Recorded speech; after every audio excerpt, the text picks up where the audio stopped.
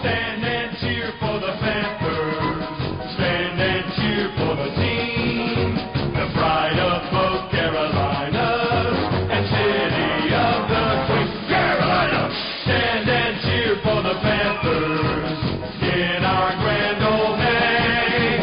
Nothing could be finer than to be in Carolina for a Panther football game. Hello, everybody, and welcome back to another episode, the 10th episode of the Panthers Brawl. As always, alongside Jeff Taylor, Sean T. Stewart, and Tyler Brisky, I am Jack Taylor, and so happy to be all in our Brawl shirts for once. We all look like a badass squad, and I love it. And happy to be back for another episode. Last week, it was just Tyler and I talking to the wonderful Will Witherspoon. He was just such a cool guy to talk to. I'd never heard his personality as far as off the field. He was just an absolute goofball. And Tyler, I think you heard. I mean, you could tell he was just hilarious. And some of the stories it was crazy. Told us, a lot of fun. It was really awesome. And we love getting these guests on. We're gonna try to bring y'all some more guests. Maybe not from the Cardiac Cats, maybe from the Cardiac Cats. I don't know. We loved it, but we're gonna try to bring more of those for y'all. Now, with the craziness of the coronavirus, there have been a lot of weird stories coming up out of the sports world. Tyler, you want to give us some big national stories out of the NFL real quick? Yeah, so actually Cam Newton re-signed with the Carolina Panthers recently. The Jacksonville Jaguars permanently moved to London. Panthers fans actually ran David Tepper off of Twitter, and the new CBA announces there's a 32 playoff tournament now. Really? So you guys need to tell us which one of those is true. Oh, you asking us? You asking the listeners? Oh no, the fans. You all need to tell us which one you think is true. There is one. You can get on social media. Let Panthers, us know. Panthers Ball Twitter. I think one of those. Let us I think know. two of those could be Yeah, true, that's fine. honestly. So you said it's just one? Two of them Yeah, just one. I mean, I wish there were more, but just one. Yeah. Well, we'll see what they have to say. I think I know what my answer is, but I don't want to say it. I don't want to sound any more stupid than I am. But in reality, like we said, the coronavirus has caused all of us to be kind of separated. It's starting to get the cabin fever is starting to set in. I don't know about y'all, but so how are y'all doing at your separate places while we're all quarantined? Oof, probably say it's bored out of my mind. Honestly, it's like there's only so much quarantining you can do and watching Netflix to the point where it gets like. It's kind of time to go outside. You just kind of want to go outside for a little bit, but you know what I mean. Yeah, the boredom's starting to set in. Yeah, for me, I'm just trying to make the most of it. Actually, I mean, I'm kind of looking at it as an opportunity to just like, I don't know, like learn more and get better. But like, it is tough, and like, I just, I don't know where it's going, but I just hope it, settles down soon. As the old married guy, there's always this time where you will tell your significant other, I'll get around to that when I have time. I'll do that project when I have time. Guess what? Now you have time, and now you do a project. But you know what? Like Tyler said, I think when people have that type of attitude of you got to flip it and try to just do what you can do to maybe improve yourself a little bit every day. However, I've been on the Netflix binge. I've been watching Hulu, all kinds of things, but trying to get some stuff done around the house and just kind of getting through it. That's all we can do. What shows are y'all binging during all of this? I'm personally watching Brooklyn Nine-Nine. Very funny show. I watched House of Cards. Okay. I watched Kevin Spacey. what was the other one? Hold on. Oh, Breaking Bad. Oh, that's good. Breaking Bad was good. I like that one. That was good. I just started Tiger King last night. I'm trying to get through that. Yeah, I made So that everybody's mistake talking about too. that. All right, no, let him do it. Yeah, no, I got to. It's been too many people talking about it. I might as well watch it at this point. Right.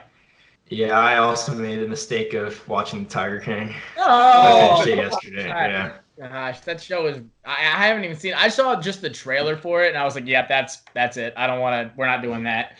But I mean, there is some good being done during all this time, especially here in the Charlotte community. You've seen it all around. Teams donating, bigger players, and some athletes donating their salaries. And here in Charlotte, it is ringing true as well. And in the past couple of days, Jonathan Stewart and Steve Smith have partnered together. The Steve Smith Foundation. Jonathan Stewart has been working with a foundation that Elevation Worship created, and they have been sending out. They've been delivering food. They've been sending care packages, just trying to help provide any kind of relief during all this crazy time. Thomas Davis was out there today, so I think it's really cool to see former players kind of getting back together to help the Charlotte community. And let you guys know what Elevation is. Elevation is probably, I think it's the second fastest and largest growing church in America. Yeah. Run by Pastor Stephen Furtick. And they've done some great things and really grown here and kind of grown in numbers in Charlotte. So, yeah, see them, get with Steve and to get with Jonathan and do the stuff they do.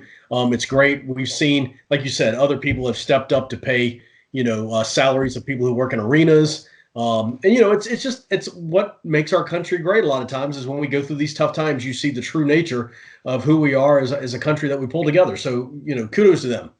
Definitely. Oh, yeah, definitely big shout out to those guys, man. Helping a lot of people out during a situation where, we don't know what's going to happen next. So it's great to see players, get guys that we've grown up watching come back and, and lend a helping hand. Especially when you think about the way that, Steve Smith has always been a part of this community. We don't deserve him in football or outside off the field just for everything that the Panthers did to him or did for him. We don't deserve him. And I love that Jonathan Stewart's all, he wasn't from around here, neither was Smitty, but they both kind of made this place their home. And same with Thomas Davis coming back and kind of revamping all that. And it will not surprise me that, and as this goes off topic a little bit, but no matter where Cam goes or where he ends up, I think Cam will always have that connection with Charlotte and be that type of player, be that type of man who will always remember where he got his start, no matter how it ended, good or bad. And that's what's great about Steve, and the other guys is may have not ended well, but a true man, realizes, what got him there and the blessings that it is and gives back. So kudos to them. I will say, though, I am it's funny to see now that Cam is off the Panthers, the narrative in the media has changed with Cam. And we weren't planning on talking about this, but it is something that is interesting to bring up. A lot of the times with the narrative when Cam was with the Panthers is, he can't, he's done. He's not going to be healthy. He can never throw right again. And now he's posting these videos on Instagram, which, by the way, and Shanti's, we've talked about that. He's been doing this since the season ended. It's not like he just started posting these revenge videos, showing how helped. But now everyone's like, oh no, look out for Cam. Like he's gonna set the league on fire. It's like, where were y'all like 5 months ago? Where was this idea 5 months ago? So I hope he still remembers what Charlotte did for him and gave him a place to start. Because if we have to face off against him, no matter where he goes, I'm scared. I'm very, very scared. I'm looking forward to it, honestly. I'm honestly looking forward to it. I look for when we play Steve Smith in Baltimore. I look forward to that. I was rooting for Baltimore. I didn't want us to win. Oh yeah, most definitely. I'll be rooting for Cam whenever Cam gets to come back, depending on where he goes. Because I will say this: if he were to go to I saw somebody floating around him going to New Orleans, which I think would be, it just wouldn't happen. It would be pointless. I don't think he would do anything. It would be pointless. But I'm like, if he went there, that's when I was like, all right, okay, let's relax. One place I did hear him going potential, and it was pure just, speculation, but the Falcons going home, following Todd Gurley home, and then kind of doing a dual thing with Matt Ryan. That would be horrifying. That would be absolutely. That'd be kind of gas. It's like, it would. No, 100%. It'd be kind of, I hate it, but Oh. Yeah, no, I'm not looking forward to that day, actually. Yeah. I mean, I'll definitely be rooting for Cam, but I know, like, no matter what happens, he's just going to tear us apart. Like, it's just going to happen when they play again. Okay, so I'm going to be the negative person here. Cam's putting these videos out, and that's great. You better be ready to back him up. Oh, yeah. And I'm assuming he will be, but he's put it out there that, you know what, I'm healthy. Somebody's going to take a risk on him. You better back it up, and you better be ready to play football, because you can sit there in your home gym and on the stairs and wherever you are, but, how fast are you? Is that foot problem completely healed? Yeah. Is that shoulder completely healed? You're talking a big talk. You better be able to walk the walk. I mean, I think it was telling, kind of like Shanti's talked about a little bit ago, that we would talk off the podcast, that it was telling that he was working out with Tyrod Taylor. I can't imagine that's just pure coincidence that those two, because when else has Cam Newton ever worked out with Tyrod? When have we ever seen or heard him talk anything about that? Like, I can't think that that's just out of the blue. Like, hey, you want to go throw the football in the park? Like, no, that didn't just. Yeah. Yeah, right. Maybe like Tom Brady working out with Antonio Brown. Well, Antonio Brown was working out with who was he just working out with? AB, Lamar Jackson, and he was and that that has a little less. I believe. What's the difference? The difference is that there's been actual speculation and actual like articles and stuff written about the potential of Cam going to the Chargers. Right. There has been nothing in the world about like if you said Antonio Brown was working out with Tom Brady, I would believe that a little bit. And until what's his face, Bruce Arians came out and said it wouldn't work, like then everyone stopped believing that AB might go to Tampa Bay because everyone's like, oh my God, if you have Mike Evans in Tampa Bay, and I just think. That you actually, I mean, it's got to be a little telling that he was working out with Tyrod. I can't imagine that's just pure speculation, But then I mean, I think the thing with Cam right now is just like with the whole what we have with like the coronavirus, and you can't really go anywhere. In his medical issue, teams can't get like medicals or tests on him right now, so no team's really going to want to take a risk on him with this big contract right now. So I think that's kind of why we're waiting on Cam still, but like. Because I mean, LA looks like a a wide open spot for Cam to come in with Tyrod, but like I don't know if they want to just shell out a bunch of money just for him to fail medical. Well, now I'm concerned that with Jameis being on the market, that's gonna. I mean, because if you're the Chargers, you have 3 quarterbacks of very similar weapon sets and just different levels of success with those sets. You have Tyrod Taylor, you have Jameis Winston, and you have Cam Newton. I mean, they're 3 very similar body types, very similar. I mean, obviously some have been one has been more successful than the 2, and one has been a starter for longer. But I mean, if you're the Chargers and you think Jameis is a lesser risk in terms of health, and that you might be able to coach him to be a little bit better. Why maybe would you not go after Jameis? I think Cam. Go ahead. I was going to say the main reason why you go Cam is for the simple fact of the matter is that if Cam is healthy, Cam's better than any other free agent quarterback that's out there. And you just got to answer that question. Obviously, we don't. Like I said, like Tyler said, we just won't know until everything clears up. But I don't think going with a guy that threw 30 interceptions is the way to go, especially if you're going to Sunday State. I think with Cam too. I think if it's Cam and Jameis, Cam is the elder in that situation. He's the elder for all, except not Tyrod, I guess. Except not Tyrod. Not Tyrod. But if I had to choose between Cam and Jameis, I agree with you, Sean Tees. I mean, that 30 interceptions and making some of the bonehead, plays that he made, he's got to grow up some still. Cam, I think, has been through the ringer and back enough to have grown, and you've seen him grow not only as a player but as a man, start making better decisions and stuff like that, and putting it out there. So to me, you got to jump on Cam just for that. I think the football smarts. And where he is at as a player in his career. I'd much rather have that veteran leadership than somebody who's just going to sling it like a younger Phillip Rivers or something. Yeah. Or an older Phillip Rivers. Yeah. He still throws it like crazy. So. Yeah. I love that, when there was that now that he's been, on the market, that the media has actually seemed to be a little bit less, it seemed to be more sympathetic of him now, the way that the Panthers have treated him. And I think now you've seen there have been a lot less comments about, his character or his mindset or his brains, except for one reporter on Twitter who will remain nameless, but, question his character and then question his intelligence as a quarterback. And you saw a lot of people, even outside of Panthers fandom, that were like going to his defense, be like, are you serious? You think he's unintelligent as a quarterback? Like, I don't know. Some of that just kind of it makes you feel a little bit better that he's getting this defense now. It sucks that he's not on the Panthers anymore.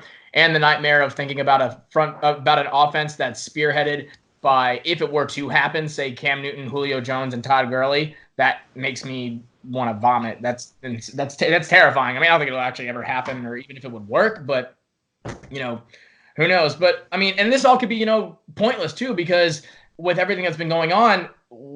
Do we even think the NFL is going to happen on time? I mean, what do y'all think? Because I have no idea. I'm gonna start this one. I think that if we don't have NFL football in the fall, we are in a lot worse shape than we are. And what I mean by that is this is going to be something much bigger than anything if the NFL is not around.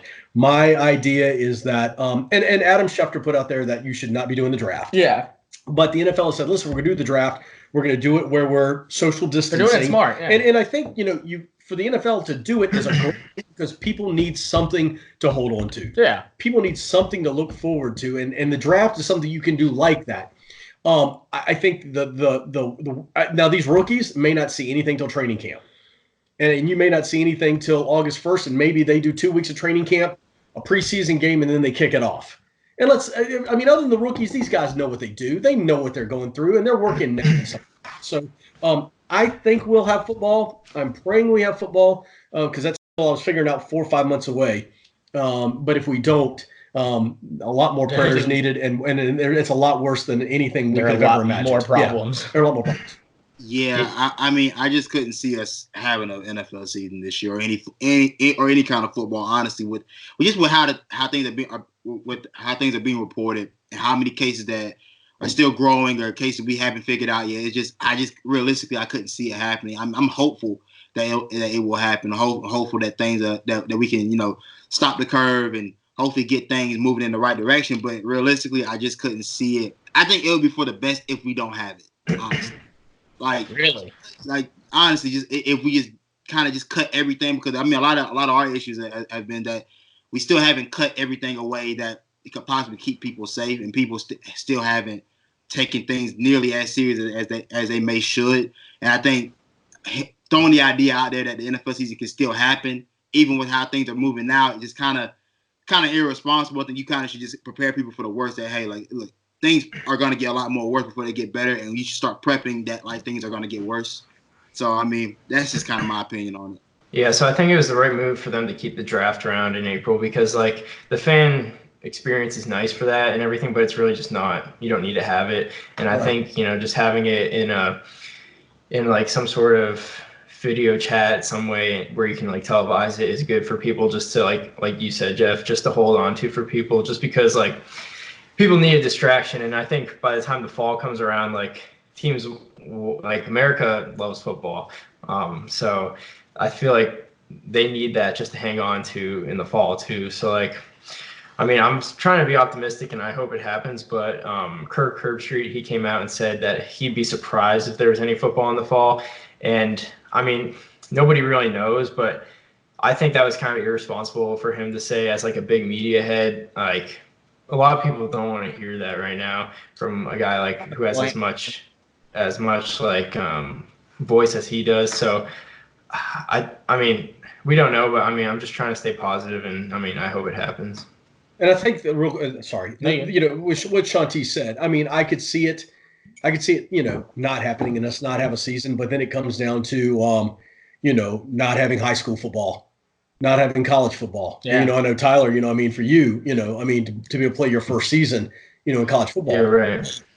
To me, that is just, I live and breathe football. I could care less about any other sport that's out there. We lose baseball for a season. I don't, okay, gee, that's right. You're not pulling at my heartstrings here, but to lose football, that to me, but you got to be smart.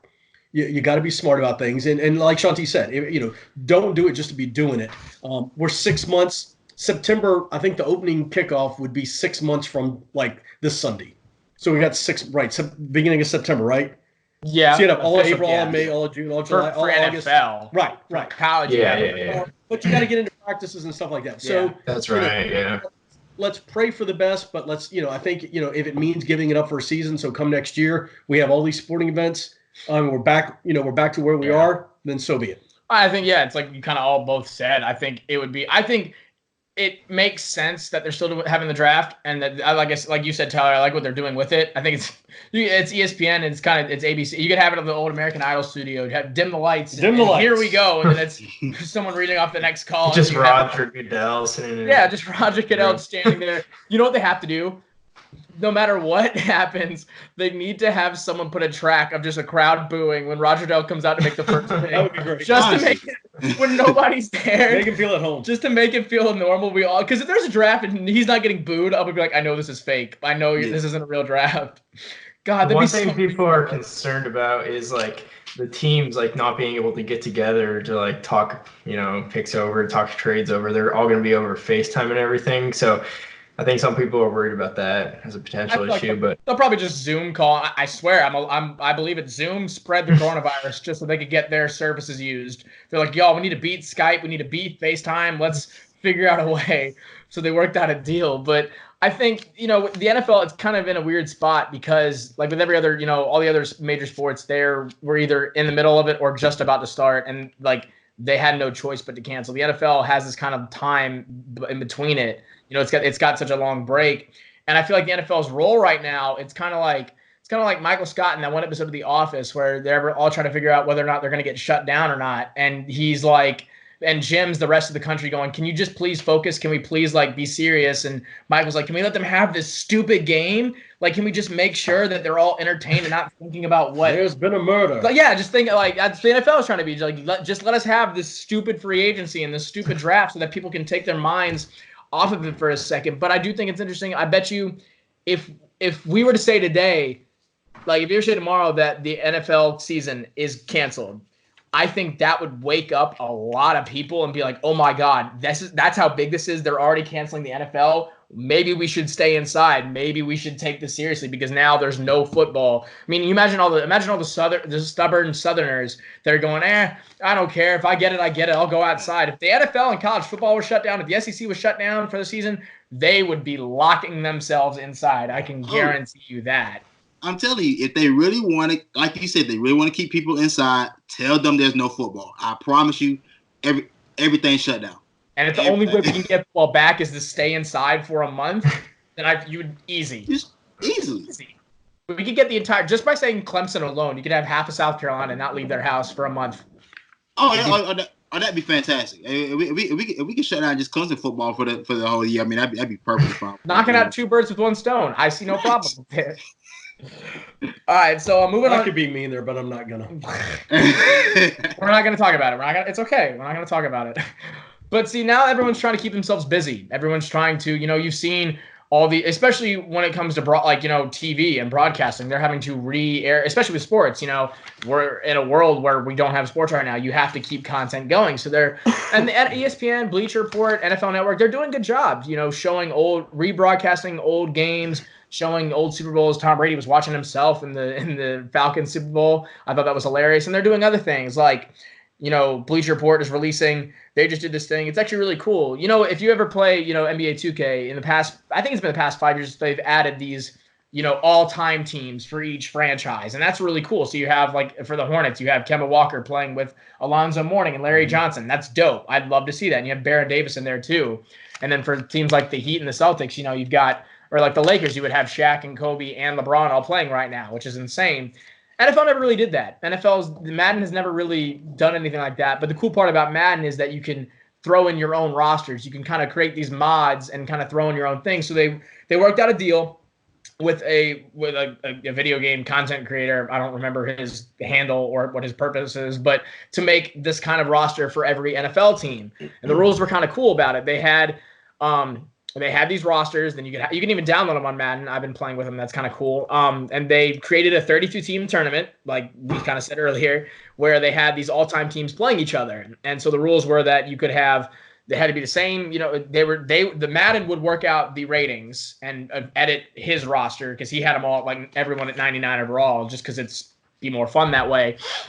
And that every player could only be on one team. So like in the NBA, in 2K, you could have LeBron James on like 3 different teams that he's played for. They don't do that. They wouldn't do that in this, which I think is cool. But you had some touchy things. Randy Moss, is he a Patriot or a Viking? I'm trying to think of some other ones like crap. Like Deion Sanders, Deion Sanders, a Cowboy or a Falcon. Yeah. So you have some ones that you couldn't have once or twice, and so they're putting these teams up against each other. They've already started. The Panthers were 1.5 underdogs against the Falcons. Mike Vick and Julio Jones. I mean, that's a pretty solid offense right there. But we beat them, and overtime, mind you. It's crazy. I actually watched that. I did too. That's how bored I am. Because no one's playing. It's not anybody playing. It's literally just simulated. And I was really invested. That's the sad part. I was like truly invested. When the Falcons drove downfield, we were up a touchdown. There was about 2 minutes left. They drove downfield and scored in the last play. I was getting pissed. I was like, "Come on, Luke! Tackle someone, please!"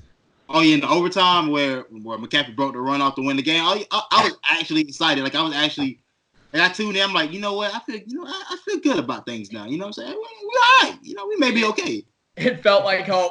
But see, it was a tease because, man, why can't the Panthers have this kind of team right now? But so we already beat the Falcons. They've already hit their first round. But here's the roster. And so they didn't have backups for every position. I'll read it out kind of quick. They didn't have backups for every position, and they had to make choices. So you got Cam Newton, obviously. You have your running back group is Christian McCaffrey, DeAngelo Williams, Jonathan Stewart. That's pretty solid. Your receiver core, Steve Smith, Musa Muhammad, DJ Moore, Kelvin Benjamin. That's insane. I wish Cam had those weapons. Your tight end, Greg Olsen, obviously. Your linemen, it's solid. It's Jordan Gross, Matt Paradis, Ryan Khalil, Andrew Norwell, Trey Turner. I was surprised Paradis made it after only 2 years. That was interesting to me. Your D-line, this defense, I looked at some of the other rosters. This defense is one of the best that they have out there. I mean, it's insane, especially the front seven. You got Julius Peppers, Chris Jenkins, Kawan Short, and Mike Rucker. Oh, my God. And then your linebackers are Luke Kuechly, John Beeson, and Thomas Davis. We've talked about how awesome that was. And then oh, my God, that'd be insane. Then your cornerbacks, Josh Norman, Chris Gamble with Munnerlyn in the slot. And then your safeties are Kurt Coleman and Mike Minner. And your special teams is Grant Gano and Mike Pilardi. I think that's a solid roster. What do y'all what sticks? And then so your highest rated player was Kuechly at 98. Your lowest rated player was Munnerlyn at 78. So what are y'all's thoughts about it? I mean, what sticks out to y'all? And I mean, in comparison to what we would have thought. I'll let Tyler shoot first on this one. Yeah. So for me, I mean, it's a pretty solid roster, but if it were me, I'd probably have Peppers. I mean, I might be biased, but I'd probably bump him up a few overalls from 94. Same with TD at 85. I feel like he's better than that. I thought he was. I mean, I'm a young fan, but I feel like he ended up being better than John Beeson, who's an 86 overall, and then. Yeah, and then Kelvin Benjamin at 81 overall. I mean, that's a little bit high for me, and I don't even know if he should be on this list. But well, that was the one thing they didn't say whether or not this was like if it was their career overall or if it was the specific year of this player. Because I imagine the only way Kelvin Benjamin gets on this list is because of his rookie year. Like I don't think anything after. If they looked at anything after that, I feel like he wouldn't be on. But because the wide receivers, that's beautiful. That's a sick group. That's a nasty group. What else got Ashanti's? Well, I think the only person I probably would have changed out. I know a lot of people may not remember this guy, but I would have changed out Captain Munnerlyn for Richard Marshall. Honestly, that's where I would have made a change at. That's the only position though. Aside from that, I'm fine with everything else. I mean, I guess the Matt Paradis one's kind of weird just because he just got here. I didn't know how to feel about that one, and him being a higher overall than like Trey Turner, a little off. Yeah, that one's kind of because Trey Turner being an 83 overall. I'm like, well, when was he 83? Like early on in his career, like I thought he would have been like around like an 86, 87 ish like type. Yeah, that's about it though. Honestly, I mean, Kelvin Benjamin being at 81 is kind of a little high. I mean, I appreciate it though. I'll take it. But for me, Kelvin Benjamin. I mean. His rookie year. But he took such a dive after that. Yeah, but look, man gained weight. Looked like he was out of shape. He did. It was a nosedive. I mean, for me, and we could talk about it a little more down the road. But for me, somebody like Ricky Pearl. Yeah, I mean, yeah. Those are three great ones. But then you could put almost anybody else in there. And I think Ricky Pearl, did a lot, still does a lot. It just Kelvin went. To me, just straight down the what. Yeah. After his rookie year, so that's the only problem. That's the only one I got a beef with. I was just some of the ratings to me because the fact that Madden did it itself, and Cam Newton 89. I mean, which year is he 89? His MVP year he was only 89. Like that's, I think he at least hit the 90s in that year. If only 92, 93. When Jake Delhomme was. So I don't know if it was. Well, no, honest to God, he was the other than that. But because I don't know if they had the backup. He obviously would have been the backup, but I don't know if they had a certain amount of players they could keep. If they could put on, and that's why. Because there's some things that I was just kind of confused about. Why not have Wesley Walls? Yeah, Wesley Walls in at a tight end, not over Greg, but just a backup. Come on, Kevin Donnelly couldn't be on the list. He was better than Matt Paradis, and I checked, he wasn't on the Titans or on the Dolphins, so they just didn't put him on. I could have thought. I don't know. Maybe Ted Ginn instead of Kelvin. Yeah, I was thinking Ted Ginn. Ted Ginn actually would have worked instead of Kelvin. It is, and he had a much longer period of success with Cam. Oh yeah. I was thinking about another receiver that we could have threw in instead of Kelvin Benjamin because Kelvin Benjamin only had one good year. Right. Like, okay, we could throw somebody else in there. Like, somebody else had to go in there. But I guess during that, during that Jake Delhomme era where we had Steve Smith and Moose, there was no other receivers aside from Moose and Steve Smith. So, and then looking at it now. Well, Ricky was in. Ricky produced in those years too. Yeah. But have you ever looked at, like, the stats from those years are kind of odd. That's like early 2000s where, like, it was still weird because, like, teams were still running the ball. Yeah. No, right. He was different. Yeah. But then there's some other. So like I said, you could only have one. The player could only be on the team on one team. Couldn't spread him out. So obviously, like we said, you're gonna have some controversies. I mean, you're gonna have Jerry Rice. Where are you gonna put Jerry Rice? Where are you gonna put people like who they have? The 49ers had who they have Terrell Owens. I mean, you have him 49ers. You have him somewhere else. I mean, or Cowboys. Speaking of Pro, Pro would be a Ram before he'd be a Panther. That's what I had to think about that. I should check to see if he was on the Rams. I didn't see that. I had to think about that. He was definitely a better Ram than he was a Panther. So I mean, I think they. No, I'm on that list. Oh, I don't think he was on that list. But still, there's some notable Panthers at other teams, and some of these are stretch. But just in my mind, Keyshawn Johnson on the Bucks. Yeah, but he should have been on the Jets. That was my big thing too. I think why wasn't he on the Jets? And then you had Sam Mills on the Saints, and then you had Stephen Davis on the Redskins. I understand that they might have had longer tenures with those teams, but I mean, if we're talking, especially like Stephen Davis, we can kind of hit or miss. But for me, Sam Mills, like, he exudes the, like we were talking about with Will Witherspoon, like he is the kind of the personality and the character of the Panthers. And just to think about having that linebacking core of Luke Kuechly, Sam Mills, and Thomas Davis, that's insane to me. But that's just my opinion. I don't know about y'all. It's kind of weird because Carolina has a lot of those guys where they like these guys that make big. Well, we've had guys that made huge impacts on the franchise that weren't with us very long. Like remember we had Kevin Green there for a little bit, who's a Steeler. He's a Steeler, but he had good years in Carolina.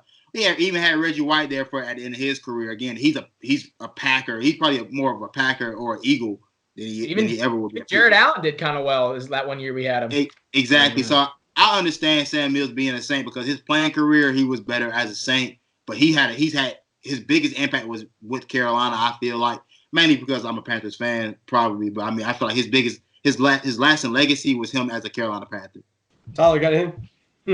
Oh, yeah, we were just looking at the next question with players left off the list, but I was looking at the safety spots, and I mean, I never thought too highly of Kurt Coleman. I don't know about you guys. I mean, he's solid, but I like him. Yeah. So, but I mean, I think I'd rather see Trey Boston on there with as a fit with Minter. I think I'd rather saw Boston on there. Wow. If we're going safeties, I mean, because for you think about like that defensive back group, especially the Super Bowl year, like you think it was. I mean, everyone kind of thinks, it was just Josh Norman, but in reality, like Kurt was, I think, at one point in that he was tied for interceptions in the season that year. I think he had 7 or 8 or even more interceptions. So I always loved Kurt. I loved his emotion. But if we're gonna put someone over Kurt and not, I would have gone maybe. I know his stats might have been iffy, but Charles Godfrey, or was he a corner? It's crazy. He was saying. I was thinking the same thing. Yeah, so before Trey, I would maybe have put Charles Godfrey. I was kind of surprised that Kurt got on, but I mean, like you were saying, that was my thought. Maybe Charles Godfrey, Shantice? Yeah, I like Charles Godfrey. I think other than it's crazy. Another safety that I thought about too, and his name just came across my mind the other day. You remember Chris Harris? Oh God, yeah. Mm-hmm. I like him. Like that 08 season where we went 12-4 and had that meltdown against Arizona. He was good. He was good that year. He was good that year. But I mean, it was a random name that came across my mind. Oh yeah. Do you have anything to say about the notable players on other teams?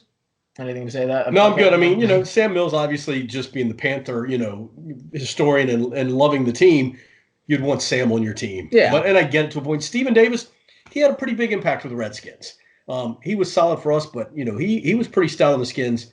Keyshawn, it should have been on the Jets. I was trying to think of other people, and I really couldn't really think of anybody else who's gone on to other areas, or other teams. I mean, we've kind of been. Peppers could have gone back and forth. Actually, Could you have put Peppers on the Packers? No.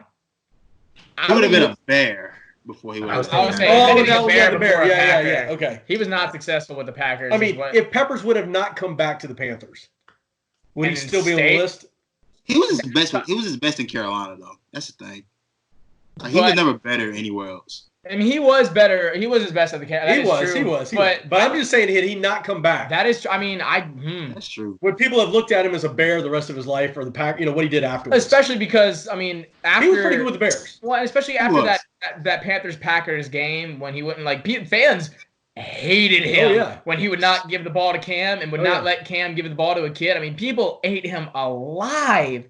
Like, the fans were like, nope, we don't want you anymore. We don't need you. Like, go have fun up north eating cheese. Like, they were murdering him. So nice. I think the fact that he did come back definitely helped. And it might have been that, because that could be a reason why he wasn't on the Hall of Fame list to begin, or the Hall of Honor to begin with, is because of maybe he, I'm assuming he's going to be on it at some point. But then, so then there's obviously, when you have lists like this, I think it's tough if you're not a fan to kind of objectively make a list of the greats, especially when our roster and our team is as young as it is.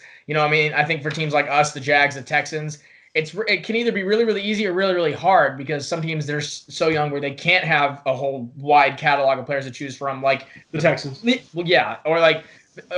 then the reverse side. The teams that have a huge catalog of people, like the Cowboys, the Steelers, the Bears. I can't imagine how you make those decisions. But then sometimes you have these players that, as fans, we know are better than the national media kind of brought them to be, that more attention than they got, and that this person might have overlooked them. I don't know if Madden had any changed anything up. So, like, in my mind, the fact that I know he ended his career kind of, he has one big, whoa kind of moment in his career, but the fact that it's Graham Gano instead of John Casey, like that one was a head scratcher to me. I know Gano had some great game-winning field goals, especially that Super Bowl season and in the years prior and beforehand. But his last 2 years, he was not good in the slightest. And I know John Casey had one or two bad moments, but when you really think about it, John Casey was still the guy, and especially for the impact that he's had around the Charlotte area too. That's just something that came to my mind. What about y'all? Can I go real quick? Yeah. Can I go? Ahead. Let me. And this got to me because I didn't see it. The Panthers have always had a strong backfield. They've had some great running backs and stuff like that, but they didn't put a fullback on there. Mike Tolbert. That's it for you. No more of those. Mike Tolbert and Brad Hoover. Yeah, those are two impactful guys. Two fan favorites that they loved. How they didn't put a fullback on there, I don't get that. I got one, and I thought it just came to my mind. Deshaun Foster. That's just my personal favorite. He's a personal favorite for me, only because, again, he really started, him and D'Angelo Williams really started that 1-2 tandem at one point. Then again, his career fizzled out. They drafted Jonathan Stewart. Then the rest is history from that point. But from the Cardiac Cats era up until around 2008, Deshaun Foster at one point was one of the better running backs to come through Carolina. So, I would have mentioned him as far as like another guy, but of course he wouldn't go over any D'Angelo Williams or Jonathan Stewart.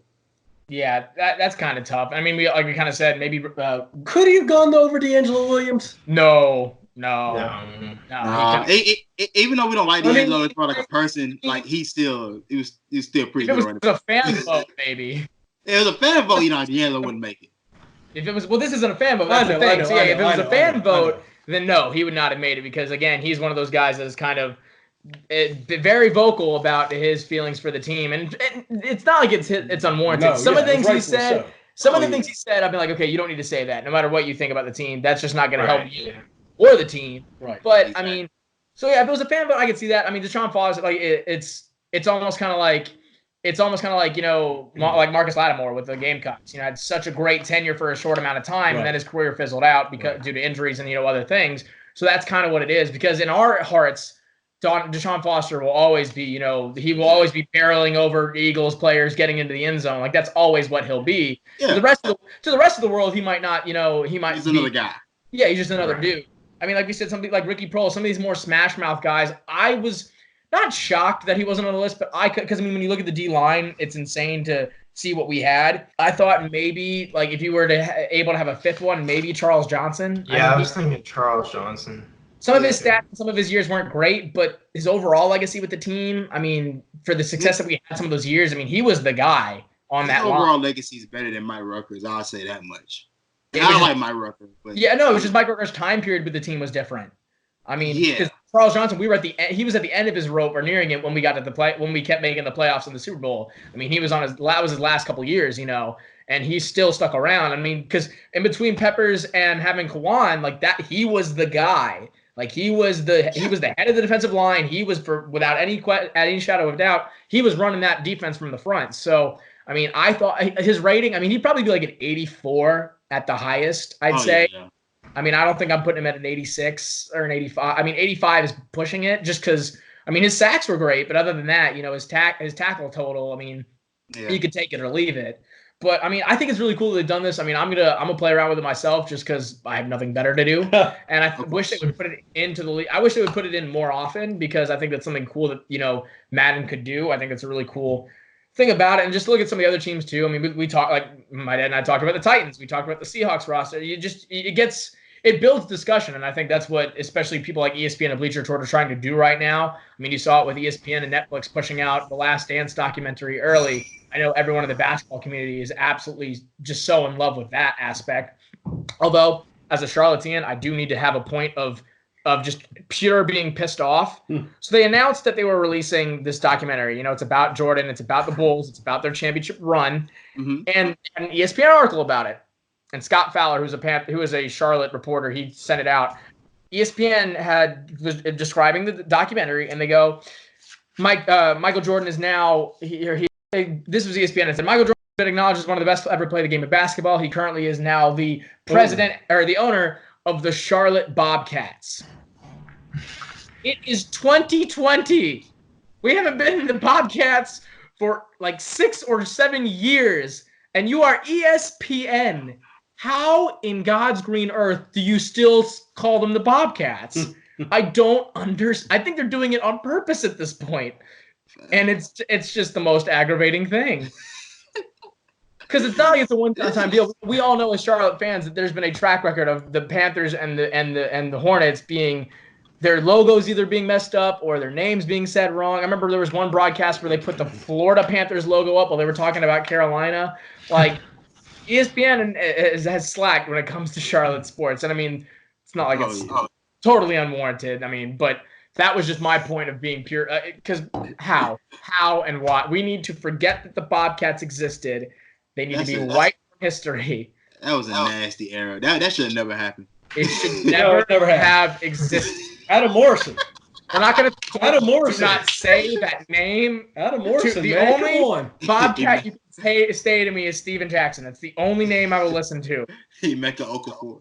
Stop it! Stop it! We had an Okafor jersey. We definitely had no. And the colors were so gross. Who decided that color scheme? I got an Adam Morrison jersey in my closet. Stop it! There you go. Stop it! Zaga, baby. God Almighty. Tyler looks a little lost.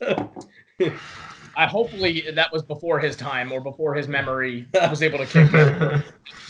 I went to one Bobcats game, and it wasn't because it was the Bobcats. It was because it was the Thunder. Well, we don't even know if Tyler is a basketball fan. Does he like the Hornets? I mean, or is like? Yeah, I actually like the Cavs. I was actually in Charlotte one time, and I went to a Panthers game. We almost went to a Hornets game, but didn't. We never ended up going. But yeah, no, I like the Cavs. Anything.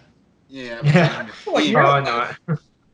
That's the sad part about the Hornets is that first when they came the last year of the Bobcats they went to the playoffs, still got swept, and then the first year they were the Hornets, they went to the playoffs and freaking Luol Deng couldn't miss a 3-pointer to save his life. Was that the purple shirt guy? And then the purple shirt guy that Dwayne Wade pissed off. But we're getting off track. We could have a whole episode about the Hornets just because that's something Chantis and I could do. We could have a whole episode about the Hornets. Oh yeah. On we go. Regardless, okay, Back to football. Back to football and back to on to better and brighter things.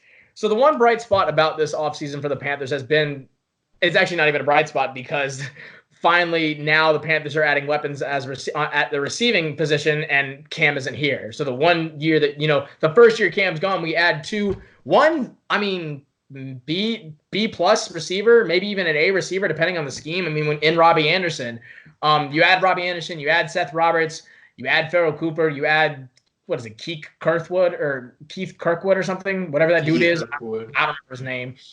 But you got these three. I mean, obviously some of these are just depth positions. Some of them are return specialists.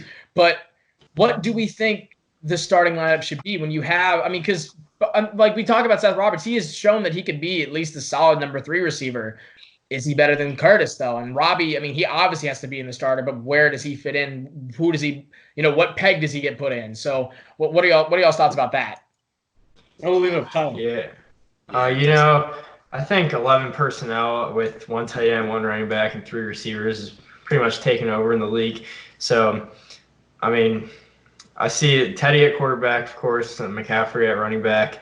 Ian Thomas will probably start at tight end, and then Robbie Anderson will start on the outside, DJ Moore in the slot, and then Curtis Samuel on at Z. So I think that's kind of what it'll look like, but I'm sure, in Joe Brady's offense, with a lot of different routes, a lot of different receivers going in and out of the game, I'm sure they'll all get a chance to themselves at some point. Yeah, I feel much the same about that lineup right there. The only lineup I just really wouldn't know about is the offensive line. That's where it kind of gets dicey there. Obviously, I think at left tackle we're going to see Russell Okung starting. The Panther King, as he is deemed himself. Yeah. Honestly, at this point, I really don't even know who's even on the offensive line still because we lost. I think Bones will be at right tackle. Mm-hmm. More time, right? Taylor Moton will be at right tackle. Williams is now out. Okay. Paradis at center. Woo. Yeah. And then Greg Little maybe at guard. I feel like maybe Dennis Daly. Yeah. Maybe Dennis draft Daly. Guard. Or if he drafts, yeah. Because Van Roten hasn't signed anywhere else as of yet, but I know he's not signing with us. We are not even going to touch him, so he's out the door. Which take it or leave it. Some people think he's better than he is. I don't see his potential. I mean, yeah, it's.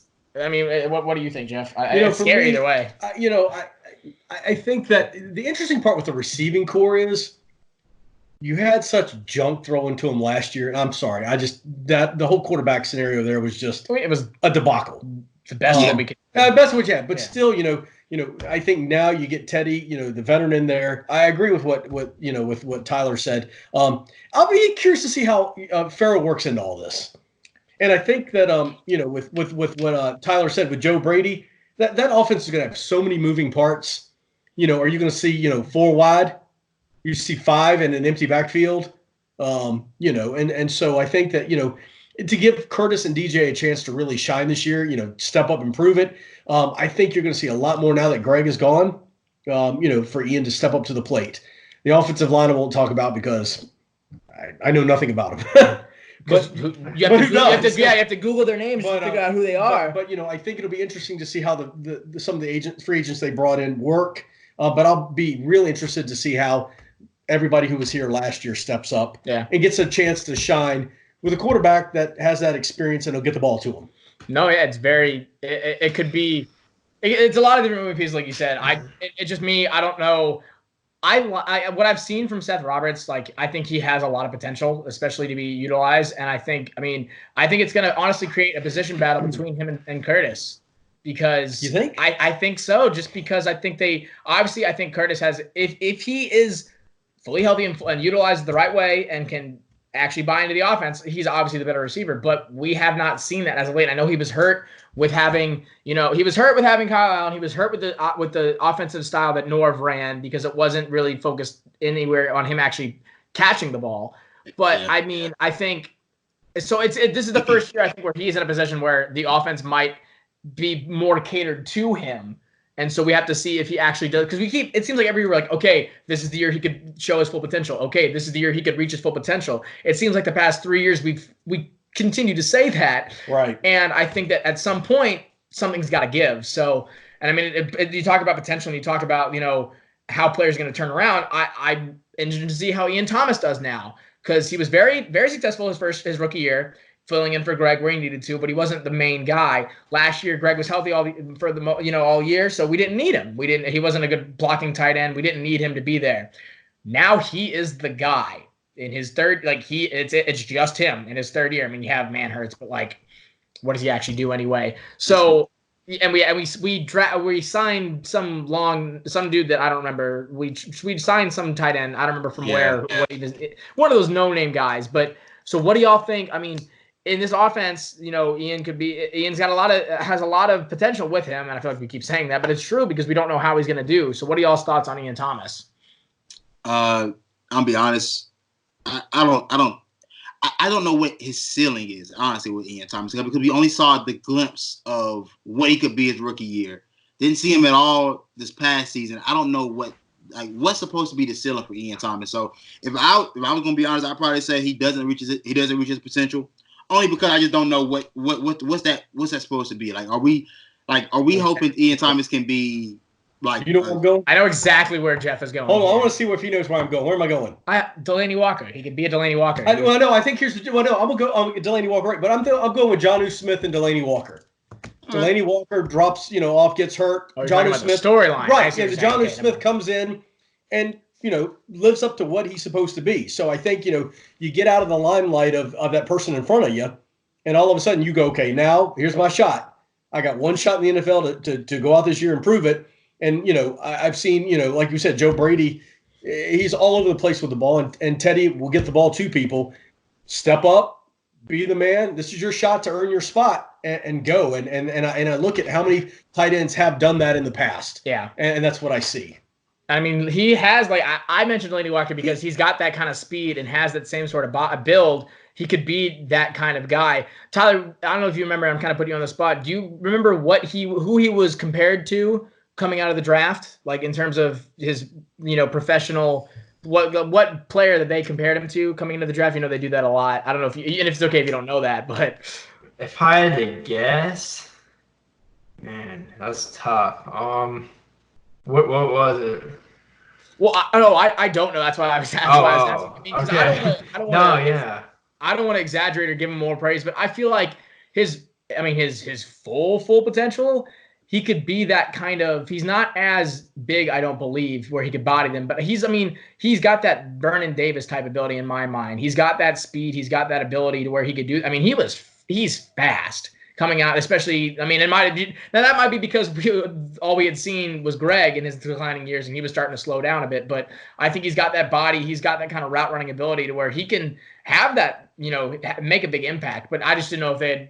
I mean, that's a pretty high comparison to make. So I didn't want to. If they're actually, he was like a 4.7 runner. I didn't want to say that, but I mean, what are your thoughts on him this year, Tyler? Yeah, I've always liked him, especially coming out of Indiana. He has like that physical profile, like big, can separate at the catch point, everything. But I just really hope they give him like a full opportunity this year because he wasn't going to fit last year with Greg being healthy because, like you said, he's not as much of a blocker as Chris Manhertz. And as that tight end, too, you kind of want a more blocker type. And hopefully Ian can develop there more. But I hope they just kind of, let tight end be in the draft and just let Ian Thomas start this season and see, like, what he can do. Like, why not? We invested, I think it was a 4th-round pick in him. So, that's a day 3 pick, but it's decent draft capital. So I say put him in the starting lineup and see what he can do. Yeah, I was happy with the pick when we had it, and I was surprised to see his impact that first year. And like we said, we'll see what he'll do now if he gets a little bit more of the focus. Talking a bit about more, we've talked about it, and which receiver do we think will be the most successful this year? And I had my original answer, but I'm actually going to change it up because the more I've thought about it, the more I've realized who's going to have the most impact. And it seems like the obvious answer, but in this one, it has a little bit more meaning. I think Joe Brady, we were all very happy about it. We knew it was that meant it was Cam's kind of final moments because of the pro style offense that he ran. But when we think about, the offense the offensive coordinators in the past, for the Panthers, I mean, it was always questions. We had to see, will Norv change his style, make it more modern, or will he be, what he was? And God, I hated him. I can't remember who was our coordinator before Norv. I absolutely. Mike Shula? Yeah, it was. Yes, Mike Shula. And I hated him. Wow. Same 3 plays every freaking drive. It was awful. I hated it. And so he was doing nothing. So this year, we have, like kind of what Jeff was saying, we have a lot of speed, and you could do, what I would like to see is kind of a hybrid pro-style offense, but then also kind of bringing in, because oh God, I can't think of his name now. Our last offensive coordinator. Oh my God, Mike Shula? No, after him. I just said it, and now I can't think of it. Norv Turner. Thank you, God Almighty. I was Norv Turner. Brain fart. The one thing You're done. The one thing I love about Norv. Yes, I am cut off.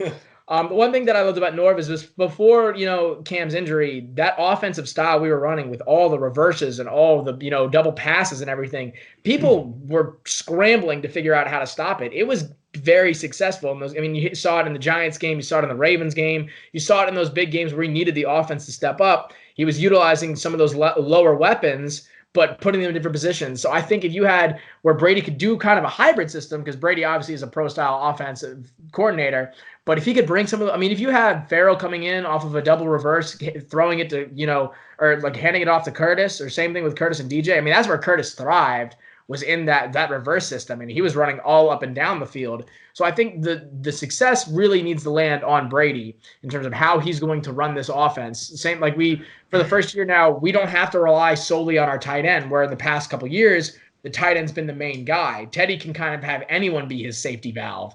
And I think you have a lot of weapons that you can use. You just need to figure out the scheme that utilizes them all the best. Well, your original question is, which receiver is going to step up? But I think you just answered the question the best way you could. I think the interesting part is, A, you're not exactly sure how many mini camps you're going to have. Yeah. How long training camp's going to be. How many preseason games they're going to get. Teddy, I don't know that he's going to have time to kind of form that bond with that one receiver. Yeah. Where Ryan Tannehill came in and said, I'm going to throw to A.J. Brown. Yeah. I got A.J. Brown. Or, Deshaun Watson used to throw to DeAndre Hopkins. So they have that form, and you knew DeAndre was going to lead the team. This person's going to lead the team. For this, I think you could really just drop a name, pull a name out of a hat, and it could happen because you may not have that time to form those relationships as we get going, and it's going to take a while. Yeah, it definitely is. I didn't even think I'll about leave that. it up to those two guys, but. Well, I mean, for me, I'll probably just stick with DJ Moore. I think he's continuously taking each step each year to to become that number one wide receiver. Like I said, when we signed Robbie Anderson, it filled the position I thought we needed as far as putting that speed guy at the X position to move DJ back to a more natural spot where he's really getting better matchups. And I think with those matchups and having a quarterback as smart as Teddy Bridgewater that doesn't make many mistakes, I think he'll really thrive in that offense with Teddy Bridgewater, a guy that really doesn't push the ball down the field all too much. And for DJ Moore, because now he'll be working in the slot. Yeah, his route tree will probably be the one that Teddy Bridgewater probably favored the most out of all the receivers that he has on the roster now. Yeah, so with us doing the whole, we weren't all together last week for the episode, and that's kind of when Robbie Anderson signed. We never really got to talk about, his signing and everything, so I just wanted to, shout out Sean Teese. That was somebody who he covered in the Money in the Bank that, we could potentially bring in. And, I mean, I like the move, and I think this kind of makes us now, and, we have probably a top 3 fastest wide receiver group in the league, up there with the Chiefs and Jaguars. Yeah. So, I mean, that can't hurt, right?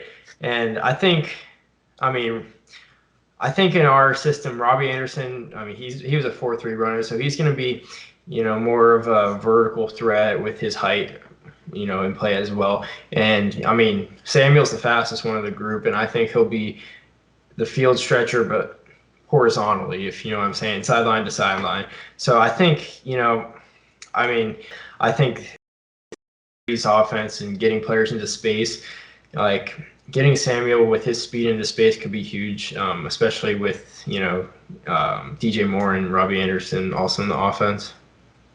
Yeah, and one thing I will say, because now I'm even thinking about it even more, the reason our offense worked, that Super Bowl year is because the two things that we did, I mean, it worked up until it didn't, but the two things that we did were run the ball and create deep routes and throw the ball deep. And I think now with this kind, like you said, Robbie Anderson's kind of that perfect guy to try to do that, to push the ball deep. I know Teddy doesn't normally do that, but under this kind of joke, I mean, especially after what Jeff said, if he's not gonna have time to implement a more complicated offensive scheme, going back to the basics of just running it up the middle and then trying to create deep routes might be the thing that works out best for the Panthers, especially with this team that we have. I mean, you look at the guys, it's kind of similar to the receiver in terms of the talent abilities that we had that 2015 season, these faster guys that could push the ball downfield.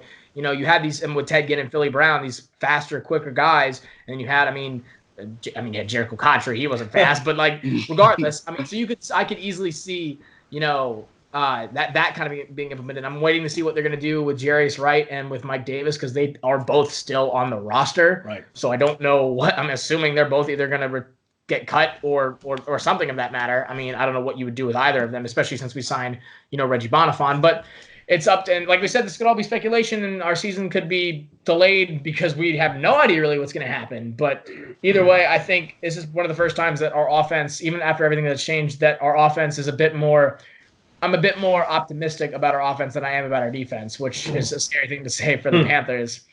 But wrapping up for today, we always have our kicker. And so, Jeff, what's our kicker for this week? You want me to talk about it? Yeah, you talk about it. We will all talk about it, but just...